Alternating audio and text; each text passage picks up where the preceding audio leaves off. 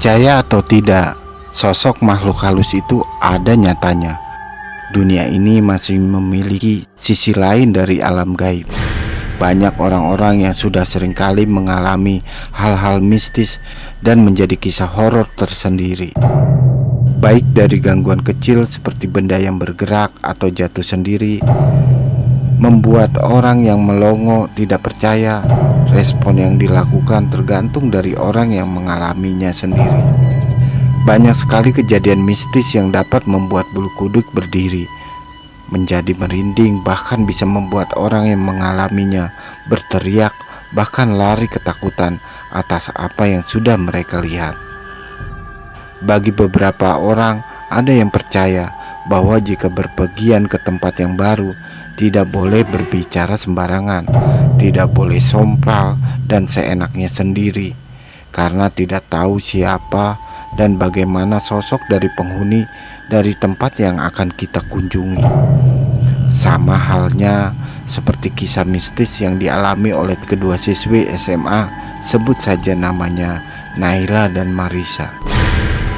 Mereka sedang berpergian ke puncak atas nama acara latihan dasar kepemimpinan siswa.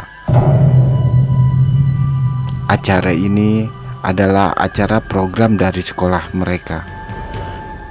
Rombongan siswi itu akhirnya sampai di puncak. Dapat dijelaskan bahwa villa dari puncak itu sangat besar dan memiliki banyak kamar. Bahkan satu kamarnya pun dapat dikatakan sangat luas, seperti asrama, karena dapat menampung 10-15 orang di dalam kamar itu. Singkat cerita, Naila dan Marisa ini tinggal dalam satu kamar yang tentunya isinya adalah siswi perempuan semua. Mereka berjumlah 5 orang. Mereka diberikan waktu istirahat sekitar 30 menit untuk beres-beres sebelum akhirnya kembali pergi untuk berbaris. Pada saat berbaris, mereka diwajibkan memakai slayer LDKS yang sudah diberikan dari sekolah. Namun sayangnya karena Naila dan Marisa ini tadi terburu-buru, jadi mereka tidak sengaja meninggalkan slayer tersebut di dalam kamar mereka. Semua siswi sudah berkumpul sesuai barisan dan kelompoknya masing-masing, karena mereka akan melakukan penjelajahan ke beberapa pos. Naila dan Marisa pun izin untuk kembali ke kamarnya karena hendak mengambil slayer mereka yang tertinggal.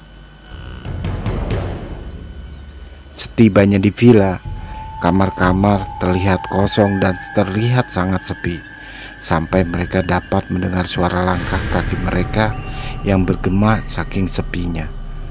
Karena merinding, mereka pun memutuskan untuk berlari-lari kecil menuju kamar mereka. Tibalah mereka di kamar mereka. Tujuan utama mereka adalah mencari slayer mereka yang ketinggalan. Marisa sudah menemukan slayer miliknya dan langsung memakainya. Namun Naila sedikit kesulitan karena barang kecil miliknya itu entah kemana. Pada saat masih mencari slayernya, tiba-tiba mereka mendengar suara tangisan perempuan yang cukup keras berasal dari kamar mandi. Naila dan Marisa langsung bertatapan dan berusaha menduga-duga siapa itu. Naila akhirnya sudah menemukan slayer miliknya yang ternyata jatuh ke bawah kasur. Kemudian mereka memutuskan untuk mengecek ke arah kamar mandi. Suara tangisan yang semakin terdengar itu pun membuat mereka tergerak untuk membuka pintu kamar mandi yang tidak terkunci dan mendorong pintu itu.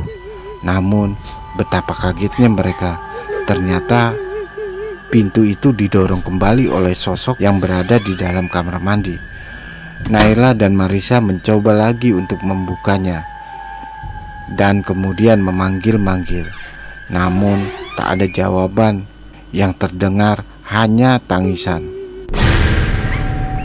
Akhirnya setelah pintu kamar mandi itu terbuka, pintu kamar mandi itu terbuka karena didorong kembali, terlihat sosok perempuan kecil yang berambut panjang ada di dalam toilet tersebut.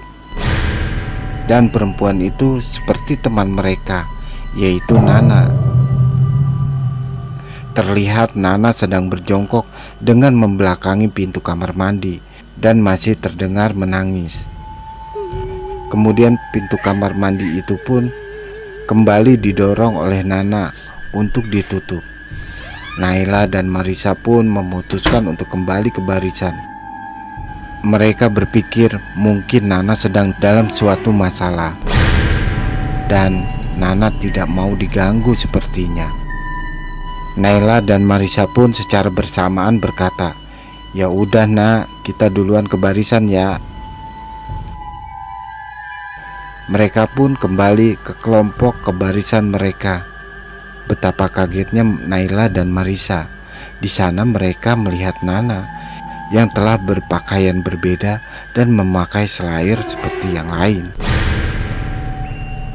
Naila yang merasa aneh pun bertanya, "Loh, Nak, cepet banget kamu udah di sini.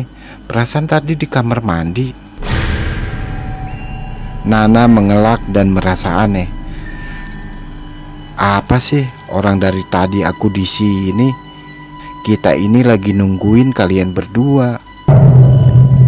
Naila dan Marissa yang mendengar jawaban Nana itu pun sontak dibuat merinding sekujur tubuh mereka dan saling bertatapan ngeri. "Lalu tadi itu siapa?" ucap Marissa. Setelah melakukan serangkaian kegiatan di hari pertama, mereka kembali ke kamar masing-masing untuk beristirahat. Naila dan Marissa membagikan kisah mistis yang mereka alami kepada teman-teman sekamarnya, termasuk Nana. Alhasil, mereka berlima tidak bisa tidur dan memejamkan mata sama sekali karena mereka semua merasa ketakutan.